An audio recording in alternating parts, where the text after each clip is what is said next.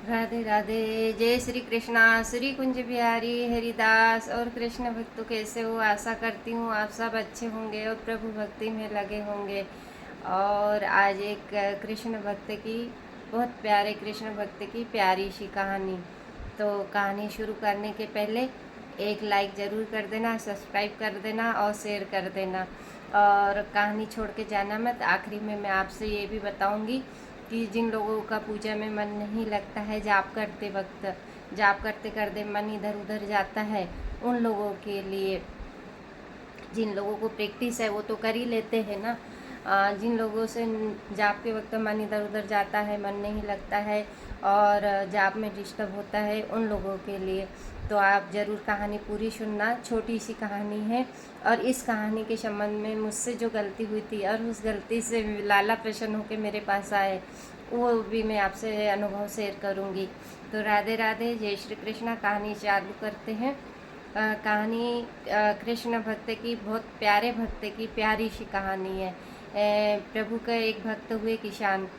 तो किसान अपनी किसानी करते थे, अपना घर बार चलाते थे और प्रभु भक्ति करते थे, प्रभु से बहुत प्यार करते थे।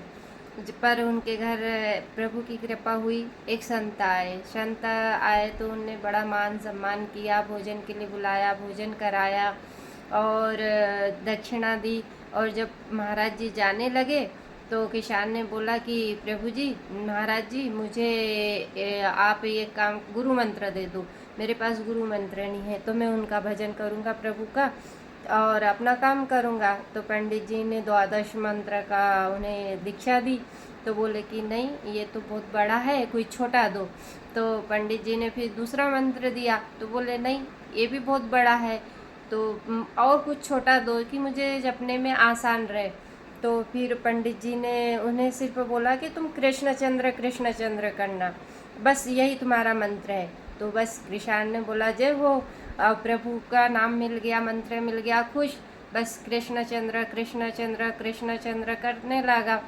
फिर उनकी पत्नी खाना लेके आई। तो बोले कि प्रभु खाना खा लो। तो बोले नहीं, मैं नाम भूल जाऊंगा, मुझे डिस्टर्ब मत कर, मुझे ना मंत्र दिया है, मुझे मंत्र जपना है प्रभु के लिए, प्रभु को पाना है।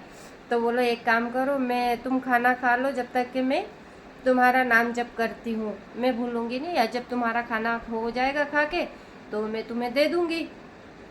तो बोले ठीक है, अच्छा मैं खाना खा लेता हूँ। अब वो खाना खाने लगा और पत्नी को बता दिया कि कृष्णचंद्र जपना है।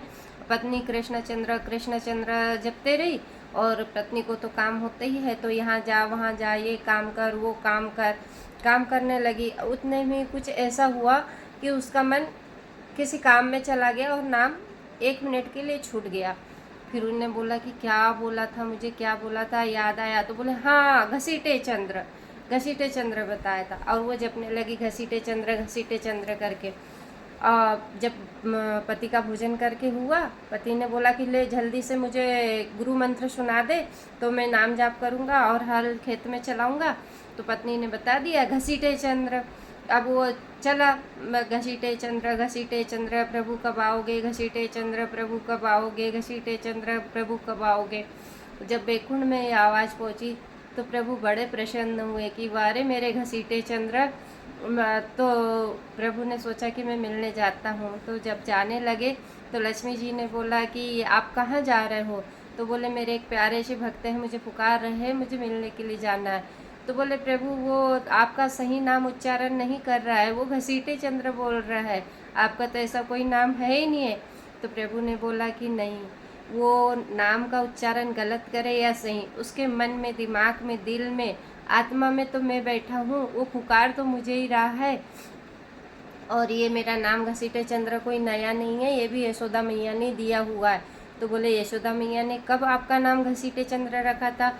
तो बोले जब मेरी बाल अवस्था थी, जब मैया मेरा सुंदर सा श्रृंगार करती थी, पगड़ी धराती थी, माला पहनाती थी, सुंदर सुंदर वस्त्र पहनाती थी या तैयार करती थी, और मैं जब खेलने जाता था तो घुटनन घुटनन चल के इधर चढ़ उधर कूद फान के सब खराब करके और धूल मिट्टी में गंदा होके आता था।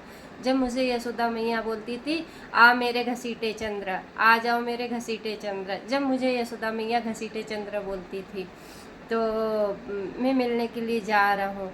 तो प्रभु उनके पास आए और उन्हें दर्शन दिया और उन्हें अपने धाम ले गए। तो भक्तों, इस कहानी से ये प्रेरणा मिलती है कि नाम उल्टा हो या सीधा हो, नाम की महिमा बड़ी बड़ी है।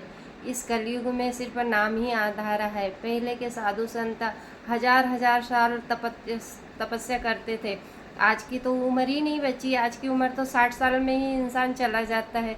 तो 1000 साल क्या, 100 साल 50 साल भी तपस्या नहीं कर सकते। कलयुग में सिर्फ नाम आधार है। नाम की बड़ी महिमा है। नाम से ही कितने ही भक्तों ने नाम से प्रभु को पाया है। इस कलयुग में आप भक्तों की कथा को सुनोगे, कथा की वाणी मीरा जी की है, रविदास की है, सूरदास की है, नामदेव जी की है, तो आपको पता चलेगा कि इस कलयुग में ही प्रभु को सबसे ज़्यादा भक्तों ने पाया है। बड़े आसान तरीक़ा से, गृहस्थ में रहते हुए, काम करते हुए, अपने धर्म कर्म को निभाते हुए, कोई तपस्या करने नहीं गए थे और अपने संसार में रहते हुए ही पा लिया है।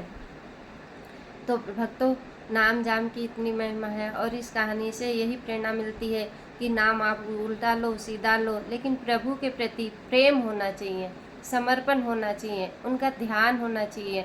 उनके लिए धन दौलत है या नहीं उससे फ़र्क नहीं पड़ता। आप चटनी रोटी खा रहे हैं, लेकिन चटनी रोटी खाते वक्त प्रभु को तो याद करो कि हाँ, प्रभु को भी भूख लगी है, मैं पहले प्रभु को भोग लगाऊंगा।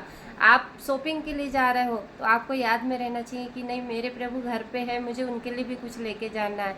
आप हर चीज़ में प्रभु को, गर्मी लग रही है, नहीं मेरे प्रभु को भी गर्मी लग रही है, हर चीज़ में उनका ख्याल रहो, उनसे प्रेम करो। बस वो क्या लेते हैं, आपका कुछ लेते हैं नहीं, आपका भोजन भी आपके पास ही रहता है, आपको ही पाना है बाद में। आपके जो भी चीज़ आपने समर्पण किया आपके पास, लेकिन प्रेम, आत्मा का, मन का एक प्रेम, इसी से प्रभु प्रसन्न होते हैं। और दूसरा कि आपको नाम जाप में जब मन नहीं लगता है तो आप जिस भी मंत्र का जाप कर रहे हो उस मंत्र को एक कागज़ पे लिखो और कागज़ पे रख के अपने सामने रखो और सामने रख के सिर्फ उसको पढ़ो, पढ़ते हुए जपो। जब आप पढ़ते हुए जपोगे तो आपका दिमाग, मन, फोकस पूरा उस पे रहेगा। किस पे? मंत्र पे। तो आपका मन तो उसको पढ़ेगा और मुंह से जाप होगा। तो आप एक बार नहीं, दो दो बार उसको रिपीट कर रहे हो और आपका दिमाग पूरा लगेगा कि कहीं मुझसे गलती ना हो जाए, तो उसको पढ़ते रहोगे तो आपका दिमाग बिल्कुल भी इधर उधर नहीं जाएगा, बिल्कुल फोकस उस पर करेगा। और उसी बीच बीच में आप जिस भगवान का आपने प्रतिमा प्रभु को विराजित किया है घर में, तो आपके सामने रहेंगे, क्योंकि आप पूजा करोगे तो मंदिर में जाके करोगे। तो बार बार उस छवि को, उस प्रतिमा प्रभु को निहारो और उनका मन ही मन स्मरण करो कि प्रभु का कितना सुंदर हार है, प्रभु की कितनी सुंदर माला है, प्रभु के कितने सुंदर नयन है। उनके हर चीज़ का एक अनुभव करो कि हाँ, प्रभु कितने सुंदर बैठ के मुस्कुरा रहे हैं। तो आपका क्या होगा, तन मन पूरा एकाग्रता हो जाएगा और प्रभु में लगेगा। तो इसमें प्रभु का मन ध्यान भी होगा, जाप भी होगा, मन इधर उधर भी नहीं भटकेगा और वाणी भी सही उच्चारण करेगी। धीरे धीरे प्रैक्टिस हो जाएगी। प्रैक्टिस के साथ फिर आपको ये सब करने की ज़रूरत ही नहीं पड़ेगी। आप कहीं भी रहो, मन खुद ही स्वतः जाप में लग जाएगा। और इस कहानी के संबंध में मुझसे क्या गलती हुई थी और लाला उसी से खुश होके आए हैं। आपने सुना होगा जो लक्ष्मी नारायण जी की जो आरती है और उसमें है मैं सेवक तुम स्वामी कृपा करो भरता। तो मैं उसको क्या बोलती थी, तुम सेवक मैं स्वामी कृपा करो भरता। तो ये हुआ स्टैंड ऐसा था कि पहले मैं माता जी की ही पूजा करती थी, लेकिन जब हम उधर किराए से रहते थे, उधर साइड में मंदिर था और वो दीदी ओम जय जगदीश की आरती बोलती थी और मैं भी भागवत में सुनती थी, कथा वथा थोड़ा बहुत। तो लाला से कहीं ना कहीं प्रेम था, कनेक्शन था। पहले से भी मैंने एक कहानी में बताया है कि लाला ने मुझे स्वप्न में कैसे अनुभव कराए थे। जब से कुछ ना कुछ था तो मुझे भी लग रहा था कि नहीं, लाला की सेवा भी करना चाहिए, लाला को लाना चाहिए और लाला की आरती करना चाहिए। जब मुझे यही पता था कि ओम जय जगदीश की आरती होती है, बाकी लाला की मुझे दूसरी आरती कुछ नहीं मालूम था, क्योंकि मैं माता जी का ही करती थी। और मैंने जितने दिन भी माता जी की करी सेवा, कितनी भी बिजी रहूँ मैं, 12-15 घंटा पहले शॉप पे भी जाती थी, बैठती थी, पर मेरा नियम था कि मैं माता को भोग लगाना कभी नहीं भूलती थी। सुबह शाम की आरती करना, चालीसा पढ़ना, ये मेरे नियम थे, चाहे मैं कितना भी कुछ हो जाए, ये मेरे नियम थे, ये कभी नहीं छूटते थे। तो उसमें जो मेरी गलती हुई वो क्या कड़ी की, जो आपको मैंने बताया, तो उससे ही लाला कुछ दिन में स्वयं ही आ गए। और जब स्वयं आए, जब उनने मुझे सपने में बोला कि मैया आरती कैसे बोलते हो, तो मैंने बोला आरती कैसे बोलते हैं, तो वो उनने जब वो कड़ी दोहराई कि मैं सेवक तुम स्वामी कृपा करो भरता, तो वो मुझे याद आया कि ये कड़ी तो मैं उल्टी बोलती हूँ। मैं बोलती हूँ कि मैं से स्वामी तुम सेवक कृपा करो भरता। तो मुझे उस बात का याद आता है तो इतनी हंसी आती है कि अरे प्रभु, मैं भी कितनी बड़ी मूर्ख हूँ कि मैं उसको उल्टा पढ़ते रही। शायद उसी बात से लाला खुश हुए और प्रसन्न हुए, और मैंने लाला को नहलाया, लाला स्वतः ही आ गए। उसके भी मैंने वीडियो बना के डाली है कि लाला कैसे आए, और लाला ने ही अनुभव करवाया कि मैया आरती ऐसी नहीं ऐसी है। तो भक्तों, प्रभु के प्रति प्रेम आपका थोड़ा सा भी है तो प्रभु हाथ थामने में टाइम नहीं लगाते, कैसे आ जाते हैं पता ही नहीं चलते। और जब आप नाम जाप करोगे, प्रेम करोगे, अपने आप को प्रभु के चरणों में समर्पण कर दोगे, तो प्रभु आपको एक नहीं 1000 अनुभव करवाएंगे, 1000 बार दर्शन देंगे और आपका मार्गदर्शक भी करेंगे।